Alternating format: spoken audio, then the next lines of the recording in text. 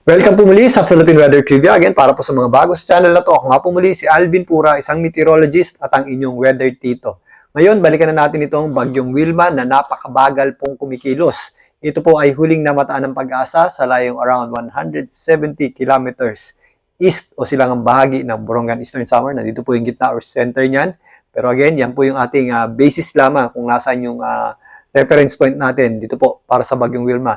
Yung ating mga pag-ulan po ay nararamdaman na sa malaking bahagi ng Visayas, Mindanao at maging dito po sa areas ng katimugang bahagi ng Luzon. At dahil nga napakabagal na kumikilos, ang implikasyon po niyan is, kaya nang binabanggit natin itong mga nakarang araw pa, mas nakakaipon tayo ng mga pag-ulan. Although buhaghaga, yung ating mga kaulapan na dulot nito pong bagyong Wilma is, yun nga, mas nakakaipon tayo ng mga pag-ulan, tumataas ang chance ng mga flash floods, at malawakang pagbaha at mga landslides, particularly sa mabubundok na lugar. Sa ngayon, yung ating concentration ng medyo consistent na mga pag-ulan ay nandito sa areas ng Eastern Visayas, sa Samar at Leyte provinces, maging dito sa area ng Bicol region. Ito naman po yung epekto ng ating tinatawag ng shale line. At gaya ng binabanggit natin, ito po ay mananatiling nasa tropical depression category habang tumatawid po o habang mabagal na tatawid dito sa ating bansa, dito po sa area ng Visayas mula ngayong Sabado hanggang Linggo. So hindi po natin ito nakikitang maging isang napakalakas na bagyo or maging typhoon category. Pero again,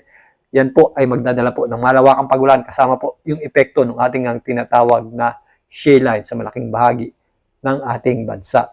So narito naman ang pinakahuling forecast track ng Pag-asa para sa bagyong Wilma. At kung mapapansin nyo dito, dikit-dikit yung ating mga bilog. Ang interval po niyan ay nasa 12 hours. So kung mas dikit-dikit po yan, pinapakita lamang niya na mas mabagal po ang pagkilos. Ito pong bagyong Wilma, even after or even before maglandfall nga. So bukas pa natin yan inaasahang sumabit or lumikit sa lupa din po sa may areas ng Samar. At mabagal nga po yan tatawid ng Visayas mula Sabado hanggang Linggo. At sa darating na Linggo, yan po ay nandito na sa may Sulusi, patawid naman ng areas ng Palawan. At maaaring sa Lunes hanggang sa Tuesday, ito naman po ay makalabas na ng ating Philippine Area of Responsibility at kumilos nga dito sa may West Philippine Sea. At pinapakita dito na mananatili itong nasa tropical depression or nasa mahinang kategory ng bagyo habang tumatawid sa ating bansa. Pero nonetheless, ito po ay nagdadala pa rin ng mga pag-ulan sa malaking bahagi ng Visayas, ilang bahagi ng Mindanao, kasama na po dyan ang areas dito po sa southern part ng Luzon, ang Bicol region, Calabarzon area, maging dito sa area ng Quezon. Kaya mabagal pong kumikilos ito pong si Bagyong Wilma ay dahil dun sa interaction niyan, sa high pressure area na nakapatong dito, na kung saan yan din po yung nagpapakilos dyan paibaba. At yan din po ang naghihinder o pumipigil sa paglakas nito pong Bagyong Wilma. So nagkakaroon po yan ng medyo positive effect at meron din po yung negative effect. Yung negative effect niya is yung pagpabagal niya sa bagyo na kung saan mas rami tayo ng tubig na naiipon mula sa mga pag-ulan nito. At yung positive effect naman yan is yung hindi nito pinapalakas ng tuluyan. Ito pong bagyong Wilma. Pero although nasa mababang kategory ng bagyo, ito po ay magdadala ng mga pag-ulan kasama po ng ating shale line sa malaking bahagi ng ating bansa ngayong weekend. So narito muli ang tropical cyclone wind signals ng Pag-asa. Meron tayong signal number 1 sa malaking bahagi po ng Visayas.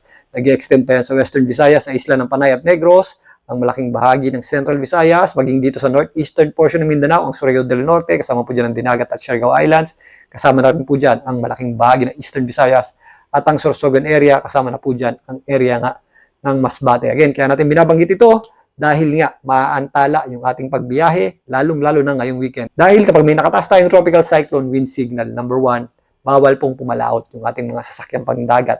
So napipigilan po o naantala yung mga biyahe ng ating mga ferry. At dahil nga mabagal nakikilos, ito pong bagyong si Wilma, patawid dito sa Visayas, is mananatili pong nakataas ang ating tropical cyclone wind signal number 1 hanggang makalayo ng tuluyan. Ito pong bagyong Wilma sa darating na Linggo hanggang Lunes, dito po sa general area na ito. Pero again, malilipat naman po yung ating mga signal number 1 doon naman sa kabilang dako ng Visayas at doon po sa area ng Palawan. Habang patungo po ang bagyong Wilma, doon naman sa general area ng Palawan mula sa Linggo hanggang sa darating na Lunes. So pagplanuhan natin yung ating mga biyahe accordingly. At syempre, mag-ingat din po tayo sa mga pabugso-bugsong hangin, particularly doon sa areas na malapit sa gitna ng bagyo at doon po sa mga areas na nakakaranas ng malawakang thunderstorms o yung ating mga subasko. So narito muli yung ating satellite image para sa mga kaulapan dulot ng bagyong Wilma at ng ating shale line. Possible po yung ating mga kalat-kalat na pag-ulan dito po sa mga areas ng Zamboanga Peninsula, Northern Mindanao, kasama na po dyan ang malaking bahagi ng Visayas. Yung ating concentration ng mga mas consistent o mas tuloy-tuloy na pag-ulan ay nandito po sa area ng Samar at Leyte provinces, maging dito sa Bicol region. Epekto po yan ng ating shear line. Kasama na rin po dyan ang ilang bahagi ng Quezon at Mimaropa. Diyan po, scattered pa yung ating mga pagulan o kalat-kalat pa or nabubutas pa yung ating mga kaulapan dyan. Pero habang kumikilos or dahan-dahan kumikilos ang bagyong Wilma, patawid sa ating bansa, mas madadagdagan po yung ating mga pagulan dito po sa areas ng Quezon.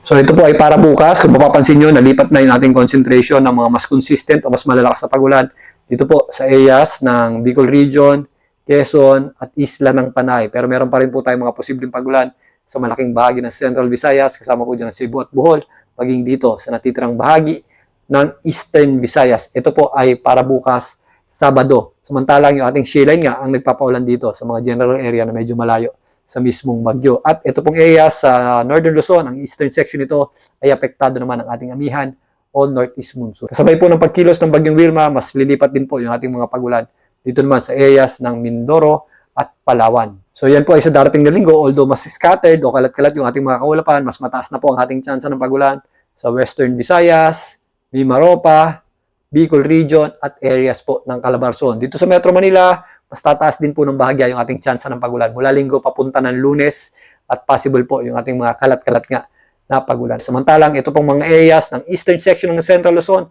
at ang mga karatig lugar ng Metro Manila, ang areas ng Bulacan, Nueva Ecija, Aurora, Nueva Vizcaya, Quirino, Isabela, kasama na po dyan ang Cagayan, maging dito sa area ng Apayao, kabundukan ng Kalinga, Mountain Province, mas magiging maulap po ang panahon natin sa linggo papasok ng Lunes at possible din po yung ating mga kalat-kalat na pagulan.